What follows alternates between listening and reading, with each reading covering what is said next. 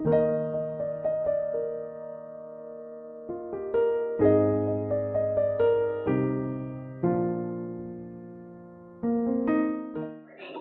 is kami po ano ba yun? Ibig sabihin noon. Pero, dito na po tayo sa signing or revelation. Last week, natutunan natin that our salvation is sure. Ang tanong natin last week, 144,000 na So, sa ating pag-aaral, we learned na hindi na 144,000 naligtas. Ang nakatakdang naligtas. Okay? Ang key verse po sa ating pag-aaral ng chapter 7 is verse 9, which is dito, after this, I looked and behold a great commission. So, sabihin, napakalaking crowd na hindi pagbilang. At kung nag-attend kayo ng concert kagabi, balita ko may concert daw dyan. Stop. Diba? Pagka sinabi ko, dami nakakalason. Pero nabibilang ng mga tao, pag tinanong yung crowd control, ilan tao, hindi makabilang pa. Pero dito, sinabi ng great community, sa ulitin, mahirap siya. Buti mo, siguro kung nagtatanong dito, George, ilan mo talaga siya lang nakakalason dito. Pero ano yung significance sa 144,000? 144,000 ito, pinili ng Diyos for a specific purpose. We will learn about them sa chapter 14 as we progress sa ating pag-aaral. Pero, takeaway po natin, key takeaway po natin last week is yung tatak. Taglayin mo ba yung tatak ng kaligtasan ng Panginoon? Kasi yun yung tatak na magsisiguro sa atin, tayo po ay ligtas mula sa pag-aaral natin dito sa chapters 8 and 9. We are assured, hindi lang literal na 144,000. Kasi ang nais ng Diyos, maligtas ang lahat ng sa Kanya. So, 1 chapter 2, verse 4. Which brings to us the question, maligtas ba? Okay?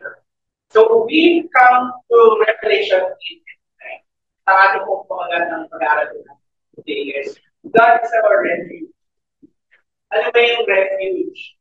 Ito yung pag sa umaga, nakabang ka ng bus, or nag-aabang ka ng tapos biglang bumukas ang bulan, saka si Silong, o sa wheelchair. Or, nung mga araw na biglang bumabagyo, kung gusto mo ba na lumabas, parang punta lang sa dani para bumili sa akin. Hindi, kung gusto mo sa loob ng bahay, that is a refuge. Yun yung handungan. Yung tawag. Yun yung silong spoiler. Nakalood na po ba dito ako lahat ng video natin? Yes? Oo. Kaya na, yung condition. Pero yung part na sinabi na yung dalawang taong nagmamahal, pag secure kayo sa isa't isa, ang tawag sa isa, ikaw ang aking tahan. Yes. So, yung pinakamagandang part, spoiler ka, sorry. Pero yung pinakamagandang part, sabi na yung Filipino word for home, tahanan, is like yung, ang ganda-ganda ng Filipino word for home kasi tahanan, yung place na pinapatahan yung lupa. And that is what the refuge is. Kaya, actually, gusto ko yung kata-explain na walang problem lang. Pero yung sinabi dun sa part na, ikaw ang aming hinimpilan, pilan ng puso ko. Diba? Kasi, tumigil, magpahinga, to experience comfort. That is what a refuge is. So, tingnan po natin kung ano yung ibig sabihin that God is our refuge. Mula dito po sa chapters 8 and 9. Pero paalala po sa atin, balikan po natin paalala sa pagbasa po ng Revelation 8 and 9. Especially po yung visions, yung imagery. Kasi yung na tingnan natin yung lahat ng nabasa natin kanina, may malaking parang mountain daw na umapoy na bumagsak sa tubig. Nasira yung one-third ng lahat ng barko sa buong mundo. One-third ng, sea life na matay. Tapos one-third ng tubig na poison, naging parang blood. Parang madaling isipin na, ay, meron mo doon. Naalala mo niyo yung palabas sa Armageddon or Deep Impact, may malaking meteor na bumagsak. Yan, tapos na-poison yung ito. Pwede nyo isipin na ito. Yung locus, ito sana yung pag-aaralan natin sa special session sa meeting. Dati, ang tingin ko din sa bubasa ko sa mga locus dito, ang helicopter sila. Bakit? Tanungin nyo na daw ako later. Pero, ang paalala po sa atin dito is, di ba, yung law of context na yung image din ito is actually pinuha from the Old Testament. So we need to look at these visions not in a literal sense. Huwag natin siyang tignan sa mata natin bilang mga modernong tao. May symbols, may meaning sa likod ng mga images ito na related doon sa mensahe nito. Okay, so huwag natin siyang tignan as literal as we want it to be. It is best to concentrate on the message. Okay? Pag doon na natin pansin yung mensahe na nais-spoken para din ng Revelation 3. So, tingnan po natin as a background, balikan natin yung significance of numbers. Kasi ang daming numbers na naman na binagay dito sa ano. Especially yung number 7. Diba? Sa verses 1 to 7 seal. Ano yung significance ng half an hour? 30 minutes. Wala. Okay? Ano yung bakit 7 agents? Bakit 7 trumpets? So again, nandito na tayo ngayon sa third series ng 7. Dito po sa Revelation. Nag-start with 7 churches. Natapos tayo sa 7 seals.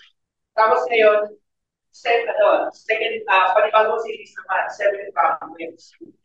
Ano yung magiging significance ng prophets dito? Pero tandaan po natin na numbers are not secret messages. Okay? When we encounter numbers in Revelation, hindi po yan coded message na predict ng Revelation yung tama dalawang aeroplano sa World Trade Center. Or yung na magiging presidente si Trump. Hindi. wala yung katalaman yan. Hindi rin tama na kung sino ang presidente yung nakaupo, isabihin natin na siya yung gusto. It won't be more. The numbers are there because they are talking about the half of God. So when we encounter the number 7, it means na meron siyang ginawa. Like, on the 7th day, he rested. Ginawa ng Panginoon ang creation in 6 days, tapos namahinga siya on the 7th day.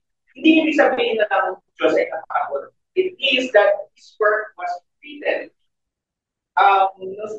Ito yung hudyat na pagkakaroon ng the 7 trumpets means that God is going to do something that is about to complete all of creation, all of history. So, kaya meron sila sinasabi na pero mauuli yung mga lalaki. Okay? Kasi there was silence in heaven for about half an hour. Pero hindi yan yung sabihin doon. Walang tayong kinakaman, walang tayong kinakaman dyan. Okay? Ang ibig sabihin lang nun, there was silence in heaven. Sabihin, tumigil ang buong kalamitan in anticipation doon sa susunod na gagawin. Diba? And we'll get into that, yung significance natin. Pero kung babalikan po ninyo sa chapters 8 and 9, mapapansin po ninyo na yung format ni John dito ay 4 plus 3. So, merong 4 na judgments. The 7 trumpets, earth with hail, fire, and blood, sea turned to blood, fresh waters, the poison, the wormwood. How's one third of the sun and the stars darken? So yung first four, eh, matindi siya, pero hindi pa ito yung matindi. Abangan mo yung next three. Ayan. 5, 6, and 7. And kung compare mo siya sa 7 seals, pareho sila ng format. Yung first four na judgments, or yung first four na series of events, ay mga judgments of the earth and of nation. And then, yung last series, 5, 6, and 7 is the cosmic judgment. So, hindi lang pang earth yung magiging judgment, hindi pangalawakan. Now, the seven trumpets actually mark yung tinatawag na restrained judgment ko ng Panginoon. Bakit restrained judgment? Kasi sa lagay nito, kahit na, ayan, hindi ko actually may-imagine it. The earth will feel, right? Nakakita na kayo ng ulan ng gelo sa, pero yung mga ganyan maliit na pero imagine niyo yung mga alien, ganito siguro kalaki. Kasi siguro po sa lahat. Hindi ko gusto rin na mawala sa kapitid. Pero kasama mo part, ako siguro na ng dugo. And then, one third of the sea turned to blood. Kung, if it sounds familiar, because it is, kahalintulad niya yung 10 days. Kung naalala ninyo yung Prince of Egypt, yung kwento natin sa Exodus, yung pagkakaroon ng plague of hail, pagkakaroon ng plague of boils, pigsa, plague of blood, nauli siya. Sa fourth trumpet, the plague of darkness. Sa fifth trumpet, plague of the host and the plague of darkness. Sa sixth trumpet, 200 million troops, binanggit dyan, kapag nagsasalita sila, may lumalabas na parang tila frogs. Nasa bibig ng mga di ba, 200 million troops. Saan makukuha na ganyan karami ito? Ganyan karami tropa. So, the plague of frogs. So, makikita naman, if you compare them, there are similarities. Kaya siya restrained judgment. Kasi basically, warning siya mula sa people. Yung sabi ng Panginoon na ito yung last chance para mag-separate. Magsisi kayo, maniwala kayo sa akin. That's, ito yung pinakamuling pagkakataon para sa bunisang kakauman, tumalipod sa kilalanin ng Diyos as believers. Makikita din natin actually that they have the same purpose. Yung 10 days, nilabas ng Panginoon not only as judgment on Egypt, pero convincing, para convincing si Pharaoh, para convincing na si Yahweh. Napakawalan niyo yung mga Israelites, pero hindi, pero mas masamang nangyayari sa inyo. And it's the same sa 7 trumpets ito. Sabi ng Panginoon, tumalikod kayo para kawain nyo na. Para kawain nyo na. Pero, grabe na eh. Sobrang lala, napasalita yung ibon. Chapter 8, verse 13, sabi ng yung agila, biglang dumadaan lang yung agila, tapos sinabi na, malas ito na. Diba? Sobrang lala, napasalita yung agila. So, the purpose is to convince people to repent. Pero sa lagi dito, nagbibigay pa ang Diyos sa impuro sa kanyang judgment. Okay? This is the last ever time for people to repent. Pero sana wag natin paulit. So, tignan po natin. Ang unang katotohanan ko, na makikita natin is that God is our refuge kasi hindi yung sinabi sa verses 3-5, another angel came and stood at the altar with a golden censer. He was given much incense to offer with the prayers of the street. Na-encounter din natin yan sa chapter 5. Sinabi sa chapter 5.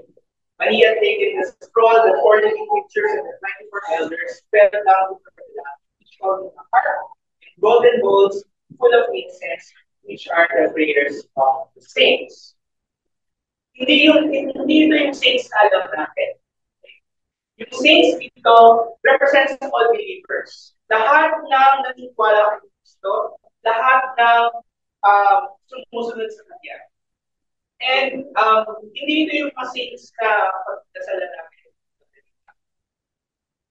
Ito yung mga saints na ordinary people like you. Ito yung mga gigising sa umaga, tapos pagluluto ng almusal ng kanilang mga anak, yakin sa school. Tapos pagdating sa gabi, turuan sila tungkol kay Jesus. These are the saints. And ikaw at ako yun. Ano ba yung mga pinag-pray ng mga saints? Ang pinag-pray ba nila ay sana po, Lord, bigyan niyo po ako ng Ferrari. Ferrari pa talaga. Sana po, bigyan niyo po ako ng magandang buhay. Yun ba yung kanilang? Makikita natin sa chapter 6, verse 10, ang pinapadala nila, O Sovereign Lord, holy and true, how long before you will judge and avenge our blood those who dwell on the earth? Yung mga saints na nakita dito ni John, pinapadala nila, Lord, kailangan kilos para bigyan ng justisya yung kamatayan na naranas namin, yung hirap na niranas namin dahil sa mga hindi naniniwala sa And dito sa chapter 8, nakita natin, verse 4, verse 5, yung angel, kinuha yung pinaglalagyan ng insenso, kumuha siya ng kapoy, siya doon sa aking kapatid. Nagis niya sa earth. Yung action na yun speaks of, ito na, ikilos na ako ngayon. Ikilos na ako. Ito ay yung judge ng pagpapataw ng Diyos ng kanyang judgment doon sa mga kumakalaban sa kanya. Bilang tugon sa mga panalangin na wala kay Kristo. So this is an encouragement for all of us. Kasi madalas, iisip natin, ang Diyos hindi naman siya concerned sa atin. Parang hindi naman nararamdaman ng concern na kailangan namin ng pabayan. Sa rin lang. Parang kailangan namin ng ganito. Parang hindi nyo naman nagiging yung aming panalangin. Pero dito sa chapter 1, we see that the Lord acts on His own timeline. The Lord acts upon our prayers. Hindi pingi ang Panginoon. Hindi tayo ang kawali sa ating panalangin. Parang inisip natin, bakit kailangan mag-antay ng 30 minutes bago mangyari ito? Why was there silence in heaven for about half an hour? Kasi the previous chapter, sa chapter 7, verses 15 to 16, 15 to 17, kung babasahin po yan, yung buong creation, yung buong kalangitan, nagpupuri, sigaw sa Panginoon. Diba? Pinupuri nila ang Diyos. At sa dami nila, at sa haba ng kanilang pagpupuri, yung lakas ng kanilang pagpupuri, kailangan ng 30 minutes para pumaniligan. So, ganun kadami, ganun katindi, kasi pag nasa presensya ka ng Panginoon, hindi mo mapilihan na magtubig at kilalanin yung kanyang kadamihan. Kailangan ng 30 minutes to settle down, to anticipate ano na gagawin. Sometimes that is what we need. Kailangan natin tumigil, kailangan natin, sinabi natin sa binasa natin ng Biblia, be still and kailangan natin tumigil mula sa pag-aalala natin. Kailangan natin malma sa lahat ng pag-aasikaso natin, sa lahat ng paghahanap natin ng distract. Minsan kailangan lang natin step back, kailangan natin tumigil. At madaling tahimik sa posisyon. Sometimes, after natin manalangin, after natin dumating, umiyak sa Panginoon, sometimes kailangan natin tumahimik. Magtiwala tayo, kilos ang Diyos ayon sa Panginoon. Ano ang ibig sabihin ko ito para sa atin? So, kung pinapanalangin natin yung mga mahal natin sa buhay na hindi pa nakakilala kay Kristo. This is the encouragement ko. Kung meron ka pinapanayaan ng plano sa buhay ko, tapos feel mo parang malamig yan. This is the encouragement for all of us. Panalangin po natin na makakilala kung gusto yung mga mahal natin sa buhay. As well as manatili ko ang bawat isa po sa atin sa pananampalataya kay Kristo. Diba last week, natutunan ko natin na yung 144,000 kasama yung billion na believers na nagmula sa tribulation. Sila yung tumanggap ng tatak ng patunay ng pananampalataya ko. Taglay nila ang pangalan, Jesus, and God the Father sa kanilang mga ko. Which is a direct opposite sa tatak ng beast, the mark of the beast sa chapter 13. Yung tatak na yun, the Holy Spirit, means yung tatak na ito, you are spared, you are exempted from the judgment na binasa po natin sa chapter 8 to 9.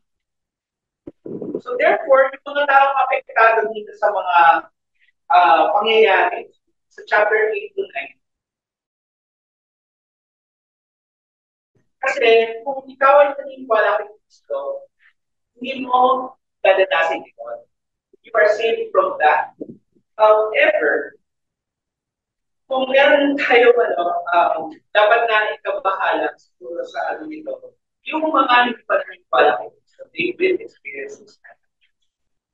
So, sobrang ganyan, sinabi ng Abida, sobrang hindi. Ano na mangyayari sa inyo na nakatira sa earth? Tapos sinasabi niya na kung malala na yan, yung first 4, antayin niyo ba yung next 3? For yung mga tao apektado dito ng 7 traffics, sa public, pagpilit ng kalangitan, lahat ng affected dito yung mga tao naniniwala sa Jesus Christ. Hindi naniniwala sa Jesus. Diba? So, hindi po natakutan. Hindi ko po kayo tinatakot, hindi ko po kayo pinipilit na, hindi ko pa pala si Cristo hindi ko pa yung takot. Pero kaya nga, tinatawag ng prophetic or apocalyptic literature. Kasi merong warning. Merong paparating na unos. Merong paparating na sasalanta sa atin. So, it is a warning na kung hindi natin action, pwede tayong mapahamak. So, para hindi tayo mapahamak, kailangan natin magtiwala kay Kristo. Kailangan natin makapag-Diyos sa Diyos. Kung hindi pa kinikilala si Kristo or meron ka mga kamag-anak, kaibigan na hindi pa kinikilala si Jesus Christ as Diyos. Sadly, ito yung nangyayari sa Diyos. So, wag po tayong mawalan ng pag-asa. Wag po tayong tamarin or mapagod sana na huwag tayong tumigil sa pananalaman o sa bawat isa. Ito nga So, alam niyo yung balita na nangyari para mga araw. Yes. Oo, di ba? Yung may naglabas ng screenshots. And siguro, marami sa atin pang, parang ganito, ganyan. React tayo na ganito, nagalit tayo sa kanila, ganyan. Pero, the thing here is, yung pinakamalungkot dito, it's not just because may nasirang mga buhay. May mga choices na, maling choices na ginawa, parties people, na nagkasiraan po sila na buhay. Pero yung pinakamalungkot po dito, ganito po ang isang buhay na malayo rin. No purpose, no direction. And ganyan siya kalala na kaya mong sirahin ang lahat para lang sa sarili ng kasiyahan, para lang sa sarili ng political. Ganito ang isang buhay na malayo kay Kristo. There is no meaning, there is no. So dito po sa chapter 8, para sa atin, ang Diyos ay dumilig. Pinapakinggan niya yung ating mga panala and the acts of them. Tumigil na siya sa atin kung mga panahon. You are praying for healing, the Lord will answer that. Maybe just in a way na hindi natin in-expect. Pero ang Panginoon ay tutugon sa atin kung ano. Meron tayong pangangailangan, pwede natin itulong sa Panginoon.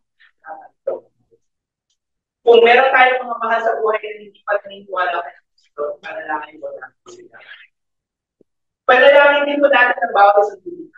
Ang bawat isa na part po ng Pilipino. Hindi natin alam kung ano struggle. Panalangin natin na hawakan ng Jesus ang bawat isa natin. Na tayo po naman natin sa paniniwala at pagsusunod. Masa tayo na ang kamay ng Panginoon, hindi siya manigil. Kasi inisip natin, wala nang mapakailan ang Panginoon. The Lord cares for each one. Sinabi na, di ba, na kung ang Panginoon, meron siyang pake sa mga ibon na nakikita natin sa labas, bahay natin. Yung ibon na lagi nagkakalat sa hindi ko maintindihan talaga eh. Hindi ba ito ng person yung sasakyan ko, pero lagi pa rin ibon ng ibon. Siguro dahil sa kulay. Gusto nila ng kulay, gusto nila ng red. So, ano na ko kaya ng puti? Puti ko puti. Di ba? Pero kahit na naiinis tayo sa mga bento pa rin, the Lord cares for this, for this birds. How much more tayo? Sabi nga ni Jesus Christ, kung yung pangalawa, ang ating pong Diyos, ang ating pong sandigan, our refuge. Ganit ang ating pong protection mula sa mga kagawa ng salitan. And full disclosure, sinabi ko nga kanina, yung dati, yung tingin ko po dito sa Revelation 8 and 9, these are modern day events na tinitignan ni John from 1st century times. So, maaaring ang paniniwala ko si John, baka nakikita niya yung technology ng ating panahon. Tapos, syempre, dahil sa panahon niya naman, wala siyang mga words na ginagamit natin. For example, tanks. Look to your heart, helicopters, jets. Wala naman mga terminologies in the first century. So, baka yun yung nakikita ni John, dinidescribe niya to first century. Pero, sa pagkakaroon ko dito po sa Revelation, it doesn't make sense. I mean, bakit yung helicopter, bakit yung pahihirapan yung tao, tapos hindi siya mamamatay? But alam natin kapag nakikita ka ng helicopter, bakit magagawa natin sa helicopter na pahirapan natin sa tao for 5 months nang hindi niya ikamatay? So, it's best to look at these visions na huwag tayo masyadong mag-focus dun sa mga ibig sabihin ng mga visions. Kung ano ba yung, huwag natin siya i-take literally. Kundi natin kung ano yung mensahe. Kasi I almost missed out on the message. Ano ba yung pagkakahanan na gusto ni paratingin sa atin? Dito sa chapter 9, verse 1. Specific na instruction ng Panginoong Diyos. Doon sa ito yung fifth prophet, merong isang bumagsak na star, which is interpreted to be the fallen star, si Lucifer. Tapos, binigyan sa kanya yung susi sa abyss, at sinama niya yung mga kampon niya. Okay? At hinayaan sila na Panginoon na kumala sa mundo. Pero they were told not to harm the grass of the earth or anything plant.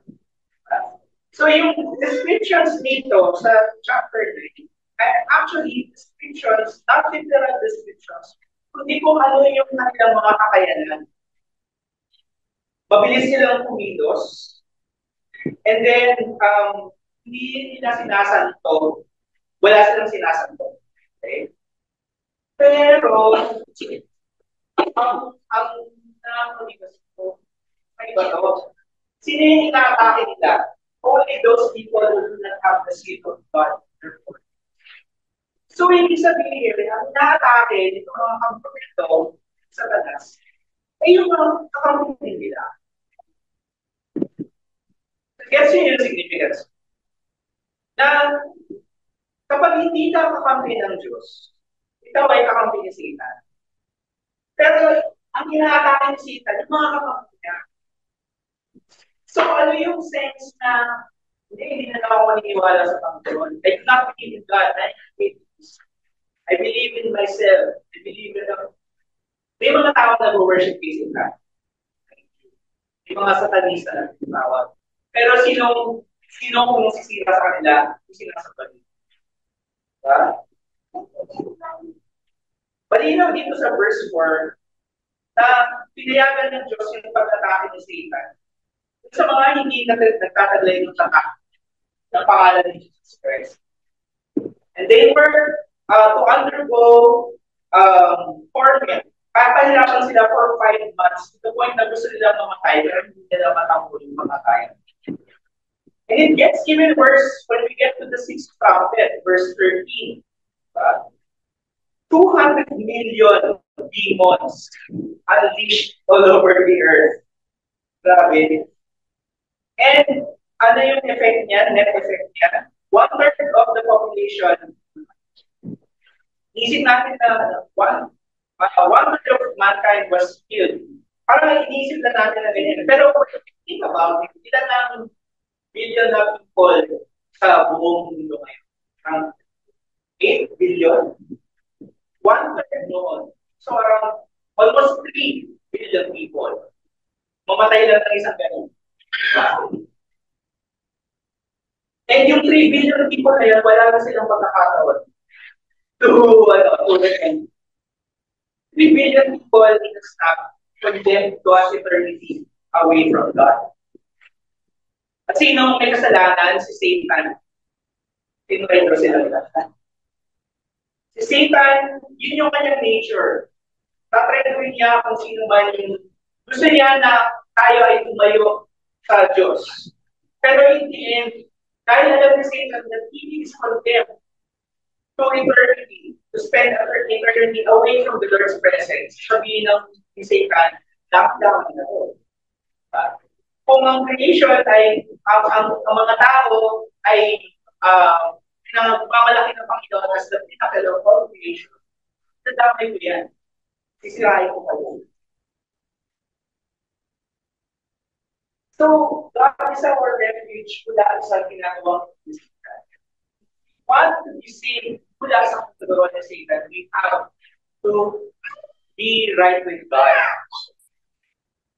Ang gusto ng media na maniwala ay is that Satan is more powerful than God. Bakit? Lagay ng horror movie. Lagay ng horror movie. May natin sa Netflix ng horror. Lagay ng horror movie. Yung tao na nung hawak na Bible, siya yung unang namamatay. Tapos hindi matalo-talo ng pagkasahan ng scripture, hindi ko naman yun. In the name of Jesus, wala, lumalakas na tapos namamatay na. Diba? Laging ganun.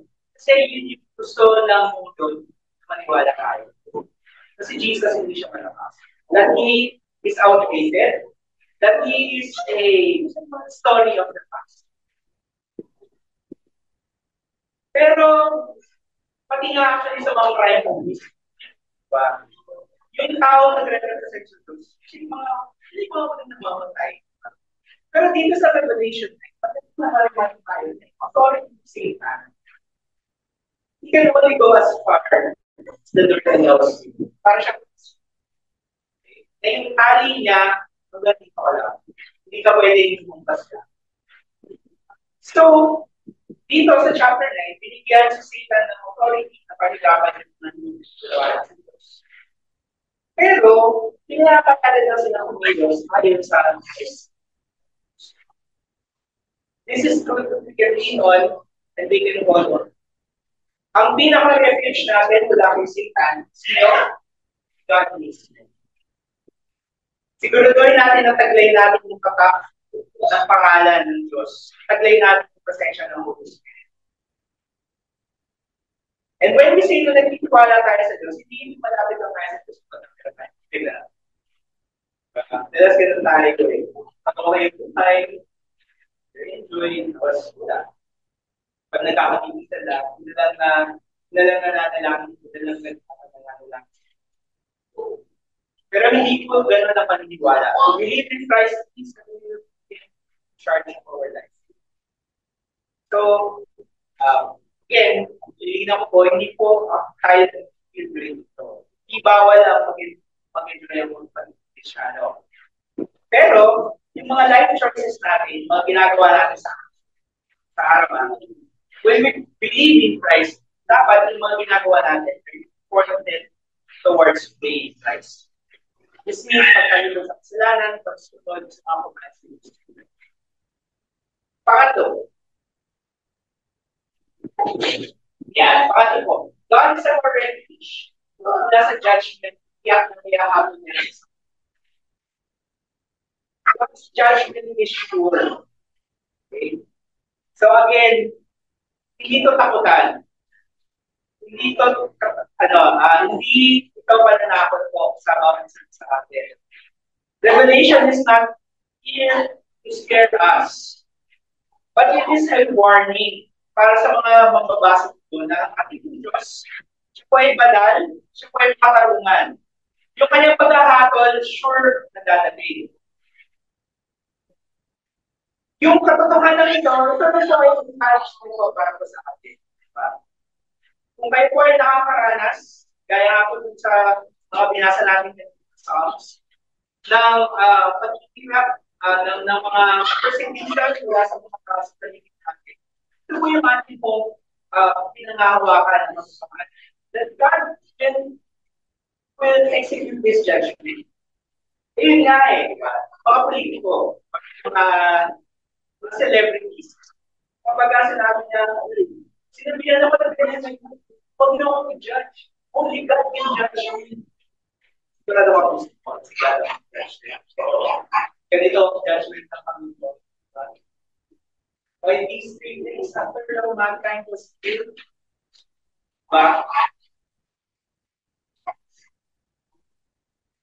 as we see here, hindi ko ang judgment ng Panginoon. Again, walang kaputan or pinigil. Hindi kaya ng Diyos na pakatay ang water population ng mundo. Kasi we tend to think of God na si God siya killjoy, AJ. Kasi sabi ni God, oy, bawal yan. Oy, bawal ito. Bilis ka, hindi pa actually, kaya pa kita. Think of God that way. Pero if you read prophetic literature, Revelation is prophetic literature. If you go back to the Old Testament, yung mga sulat ko ng mga prophets, you will see that God has God hurts. God is pain.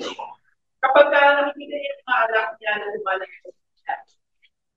Case in point, Matthew 23:37, sinabi ni Jesus sa Jerusalem, diba? Kayo na pumapatay sa mga propeta, iyawan niyo yung mga lapat nila sa Pilipinas. Gusto ko sana namang ipunin lahat, gaya na sa amin na bench, na hindi ko naman yung mga nilakaisa niya God hurts, God fights over our mental people na until the end, ilalabanan at bibiglas sa pagkalinga na offer ng Panginoon. So, itong third of mankind dito, hindi ito, sinabi ng Panginoon, hindi siya gano'n. Nabasahin ko lahat, I'm sure. The Lord was fighting his right. The Lord is hurt na itong mga tao kung kailangan mong kayo because they are under control. Pero God's judgment is sure. God's judgment is sure. And pag natin may iwasan yung judgment nito, kailangan natin sumilong sa Kanya. Ano po ang ibig sabihin nito ba? Sumilong tayo, makipag-ayos tayo sa Diyos sa pamamagitan ng pagtitiwala at pagsusunod. Pansinin mo niya sa mga apocalyptic Pentwell, Deep Impact, Armageddon, so may Geostorm, yan. Malapit nila lang yan sa akin. Pansinin niyo palagi, yung mga message nila is kapag meron itong mangyayari, dahil nakakatakot. Nakakatakot na pot ka sa isang earthquake tapos wala ka. Na may mga bumabagsak na apoy. Ito ay ang isa ko talaga sa mga pelikula na sumasabog na yung buong sa paligid nila. Tapos, hindi sila nasusulatan, di ba? Lilipad yung aeroplano, ng safety, habang nagpo-collapse sila ng airplane. Or aandar yung kotse, hindi siya mababagsakan ng ano, di ba? Ang pagliligtas ko ng Panginoon is more than that. It's more than that. Madalas ang message ng mga movies na ito ay nakakatakot. Well, nakakatakot naman talaga.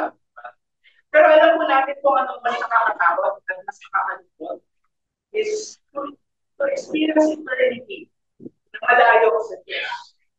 Yung malayo ka sa mga mahal mo sa buhay. Kaya namin hindi natatakutan ng Diyos. Kasi yung tawang mahal mo, hindi mo na siya makikita. Diba? Hindi mo siya, yung tawang kasama mo sa buong buhay mo, hindi mo siya makakasama. Yung tawang inaaway mo, tuloy pa, hindi mo siya maaaway. Diba?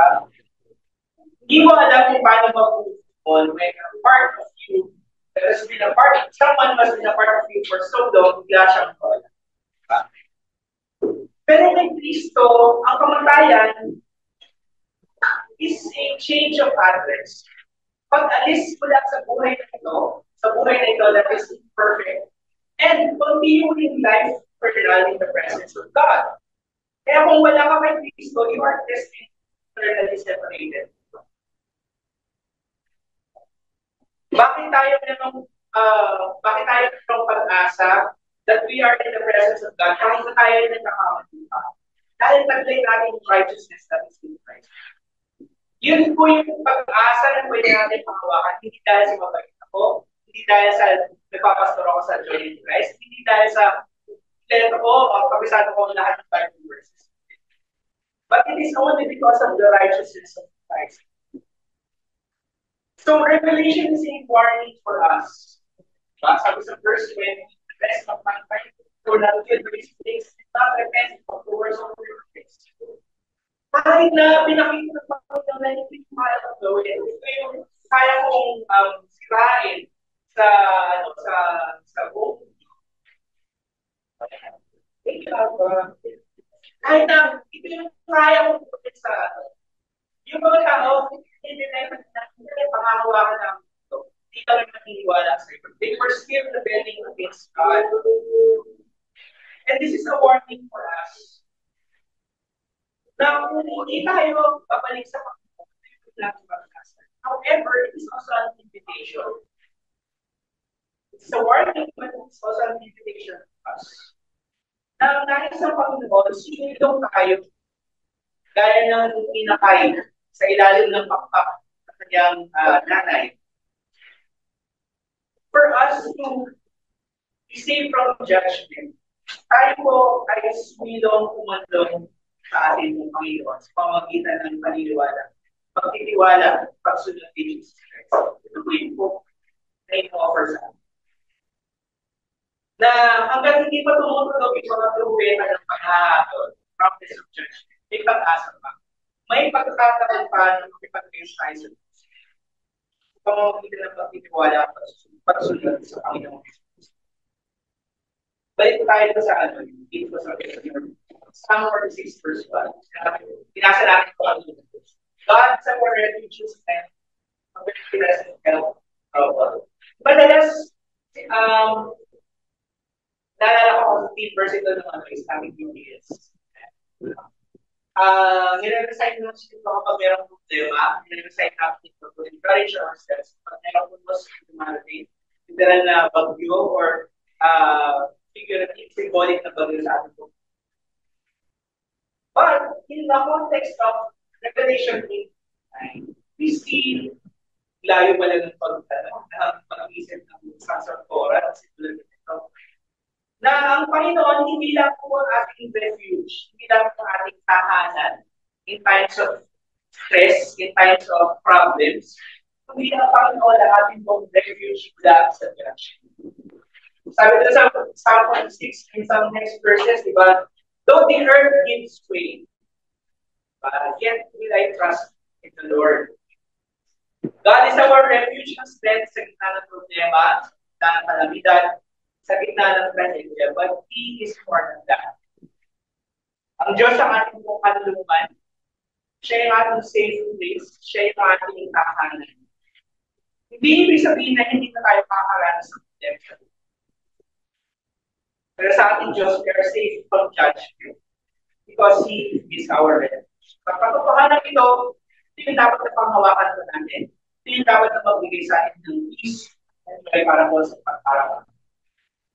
So, as we reflect sa mga katotohanan ito, na ito sa atin ng Revelation 8, siguro po yung natin yun, na tayo ba ay sumisilaw na sa presensya ng Panginoon? Or tayo ba ay lumalayo pa rin? Umaasa pa rin tayo sa sarili natin. Alakas. Tayo ba ay umaasa pa rin na kaya mo na ito sa buong ito? Lord, i-approve mo na lang kung ano naman yung mga plano ko. Dahil kasi ganun yung tingin natin sa Panginoon. Lord, ito sa my plans, approve na. Pero kung hindi siya ganun, hindi siya approve. Hindi siya yung guard sa pero pag kami nakita ng resibo, ayan, okay na, hindi siya ganun. Ang Panginoon ng ating refuge.